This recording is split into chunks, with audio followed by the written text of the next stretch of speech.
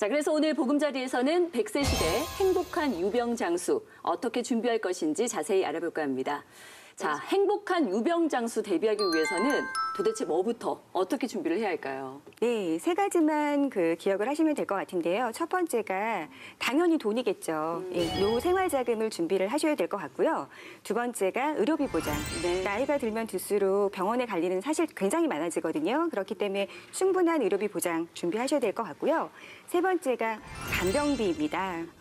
네, 저희 간병비. 지금 오늘 주제하고도 연관이 되는 부분인데 네네. 사실은 유병장수 시대에 가장 필요한 부분이라고 할 수 있겠습니다. 맞습니다. 네. 환자도 46만에 육박하는 지금 실정이고요. 네네. 그리고 이런 기억이나 어떤 이런 것들을 잃어버리는 질병인데 사실 이런 것들이 가정의 파괴까지도 사실은 그렇죠. 이르게 합니다. 네네. 우리나라 제주도의 인구가 지금 몇만 정도인지 혹시 아세요? 그런 어려운 거 좀 준비하지 마세요. 그것만으로도 머리가 꽉 차 있는데 지금. 네, 2016년 4월 현재 제주도 인구가 64만 명을 넘어섰다고 하는데 네. 아까 전문가님께서 말씀하신 45만 명 정도의 그 치매 환자는 등록되어 있는 상태인 거고 등록이 안 돼 있는 치매 환자까지 포함을 하면 65만 명에 육박한다고 추정을 하고 있어요. 그래서 통계를 보면 지금 현재도 12분에 1명씩 치매 환자가 늘고 있다고 하거든요. 그렇기 때문에 굉장히 빠른 속도로 늘어나고 있고 네네네. 무엇보다도 지금 또 본인의 문제도 문제지만 이 가정의 문제가 더 클 수 있는데 사실은 긴병의 효자 없다고 하잖아요. 맞아요. 예. 장기간 그런 상태에 놓여지게 되면 사실 가족들의 고충도 이루 말할 수가 없다고 합니다. 실질적으로 방송을 통해서 많이들 접하셨을 텐데 치매라는 게 잠깐씩 기억이 돌아올 수 있거든요. 그럴 때 이제 치매 환자들이 생각하는 게 이대로 그냥 자식들한테 부담 주지 않고 내가 생을 마감을 해야겠다. 그래서 실제적으로 자살도 굉장히 급증하고 있습니다. 네네. 이런 이제 고령화로 인해서 중풍이라든지 치매라든지 이런 이제 장기 간병이 필요한 질병들이 네. 굉장히 좀 부각이 되고 있는데요.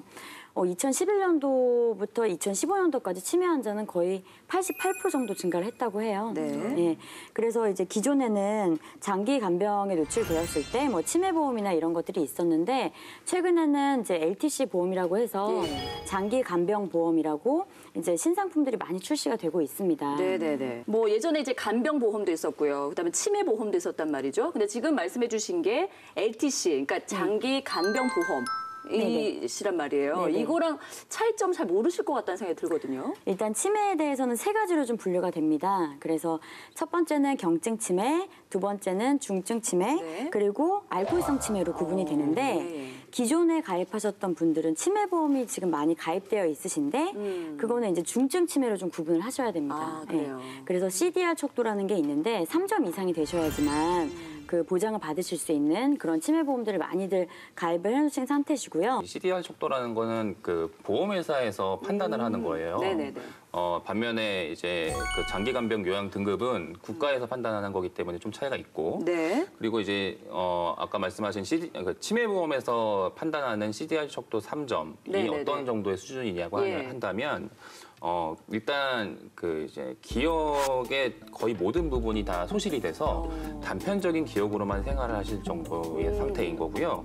그리고 시간과 공간의 개념이 다 무너져 있는 상태여서 외출 자체가 거의 불가능한 상태. 예. 그리고 집에 계시더라도 집에서도 거의 누워 계셔야 되는 상태 정도 수준이 되셔야 사실 CDR 척도 3점을 받을 수가 있는데 문제는 이 치매보험을 가입하신 분들의 가입자분들이 대부분 그 정도까지 돼야만 받을 수 있는 상품이라고 잘 이해 못하고 가입하시는 경우가 많거든요. 그러니까 치매라고 하면 그냥 단순히 왜 좀 기억이 잘 안 나고 집에 잘 못 찾아가고 이런 정도도 당연히 그렇죠. 보장받을 수 있다라고 생각하시잖아요. 네, 그렇죠. 그러니까 이제 길에서 사실 치매이신 그 노인분들이 네. 다니시는 경우를 많이 이제 저희들이 요즘에 보게 되는데 집 밖을 다니시게 되면 일단 CDR 척도 3점이 아니신 거죠. 그러니까 그만큼 이제 중증은 아니라는 그렇죠. 말씀이잖아요. 근데 사실 가입하신 분들이 그 정도만 되더라도 일단 간병비를 받을 수 있을 거라고 생각하고 가입을 하실 텐데 네네네. 그 정도도 못 받는다고 하면 굉장히 분노하시게 되는 거예요. 그렇죠. 예. 그래서 사실 민원의 소지도 많아지는 그런 상태의 보험이 예전의 치매보험이었다고 생각하시면 됩니다. 그러니까 어떻게 구성하는 것이 좋다. 이제 솔루션을 제시를 해주셔야죠. 예. 이제 40, 50대 분들이 간병보험을 준비하실 때 이제 간병진단금 한 1,000만 원 정도를 가정했을 때 1,000만 원당 한 3, 4만 원 정도의 보험료가 된다고 생각이 돼요. 이제 그렇기 때문에 내가 준비하고 싶은 이 간병보험의 이제 가입 금액을 얼마 정도로 하고 싶은지를 요거하고 비례해서 계산을 하시면 되지 않을까 생각이 됩니다. 장기 간병보험의 보장 내용이 대체로 이제 첫 번째는 진단금 형식이 있습니다. 그래서 장기 요양 등급 1등급에서 4등급까지 등급별로 나눠주는 그 보상을 해주는 진단금 형식이 있고요. 두 번째는 이제 연금 형식처럼 간병 자금으로 이렇게 매월 지급을 해주는 간병 자금 형식이 있고요. 그리고 아까 말씀해 주셨듯이 질병 후유장애도 굉장히 밀접한 관계가 있기 때문에 질병 후유장애 진단금 그리고 중증에 해당할 경우에는 또 치매 진단금이 따로 나가는 그런 항목이 있습니다. 그리고 치매로 입원을 했을 때 주는 입원 일당 이렇게 구성이 되고요. 그리고 통합보험 일반 그 건강보험에서 간병인 입원 일당이라는 특약이 또 구성이 되어 있어요. 그래서 신규로 리모델링을 하시거나 아니면 앞으로 가입을 하실 의사가 있으신 분들은 그런 특약을 같이 구성해 주시는 게 굉장히 좋고요. 예를 들어서 2등급 수준이다라고 하면 그 휠체어를 타지만 중증이죠. 휠체어를 타지만 앉은 상태를 유지할 수 없는 그런 일상생활이 굉장히 불편한 상태거든요. 그렇죠. 누군가의 도움이 절실하게 필요한 상태인데 그 상태일 경우에는 이제 진단금이 2천만 원 정도. 그리고 매월 나가는 그 간병 자금이 40만 원 정도. 그리고 치매 입원비가 5만 원이 나가고요. 그리고 더불어서는 진단금이 중증 치매로 판단이 되기 때문에 1,000만 원이 추가로 또 지급이 되고요. 그리고 후유장애도 50% 후유장애 진단금이 또 나갑니다. 이렇게 되면 진단금과 뭐 입원비 여러 가지 합해서 좀 중증에 대한 어떤 부분들을 많이 보완을 좀 보장을 받으실 수가 있을 것 같아요. 그러실 것 같고요.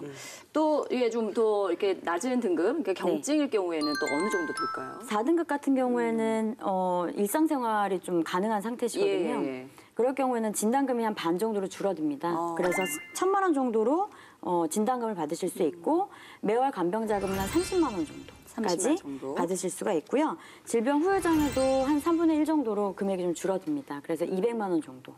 그리고 치매 입원비는 똑같이 5만 원씩 해서 보장을 받으실 수 있게 구성하실 수가 있습니다. 네, 알겠습니다. 아까 송 전문가님께서 잠깐 얘기하셨던 그 간병인 입원 일당이라는 특약 같은 경우에는 최근에 나온 출시된 그런 특약인데 이게 굉장히 재밌는 특약이에요. 어떤 거냐면 입원을 하시게 되면 입원비로 받으실 수가 있고요. 만약에 난 입원비 말고 간병인이 필요하다. 그러면은 이 보험회사랑 연결되어 있는 이제 간병인들을 이제 파견을 해주는 거예요. 그래서 이제 저희가 보통 가입하시는 그 입원비가 한 번 입원하시면 그걸로 180일 정도까지 입원비를 쓰실 수가 있는데 그러면은 동일하게 그 간병인을 지원을 받을 수가 있는 거죠. 180일. 거기에 해당하는 수준의 간병인을. 그래서 요즘에 간병인비가 24시간 정도 하루를 다 전일 간병을 하시는 분들 같은 경우에 하루 일당 한 9만 원 정도가 소요가 되거든요. 그런데 이 입원 일당에 가입하시게 되면 그 정도 수준이 되는 숙련된 간병인을 이제 계속적으로 지원을 받으실 수가 있는 특약이에요. 그렇기 때문에 사실은 그 보험회사들이 요즘에 좀 어떤 세대 어떤 현실에 맞게 특약들도 굉장히 다양하게 구성을 하고 있다라는 생각이 좀 들더라고요. 이런 특약들은 잘 살펴보고 꼭 들어보면 좋겠다는 생각이 드네요. 맞습니다. 어려운 보호 문제를 쉽게 해결하는 보험계의 프로파일러 이동영입니다. 질병 후유장애는 나이가 들면서 누구에게나 발병할 수 있는 질병으로 인한 후유장애 발생 시 보험금을 지급합니다. 또 1회 보장이 아닌 만기까지 계속해서 보장이 가능한데요. 젊은 연령대에도 쉽게 찾아오는 경미한 디스크에도 10%의 장애율로 인정하기 때문에 보장이 가능합니다. 한마디로는 질병 후유장애는 보장받을 확률이 높은 보험이라고 할 수가 있습니다. 여러분에게 꼭 필요한 보험이란 무엇일까요? 매끼 식사를 할 때 반찬이 많다고 해서 맛있는 밥을 먹을 수 있는 건 아닙니다. 오히려 내 입맛에 맞는 반찬 하나가 나를 더 행복하게 만들 수도 있을 텐데요. 보험도 마찬가지입니다. 내 보험에 불필요한 보장이 더 많지는 않은지, 또 지급 기준이 까다로워 보장 확률이 낮은 건 아닌지 지금 바로 보험증권 꺼내보시고 보험의 재구성으로 연락 주시기 바랍니다.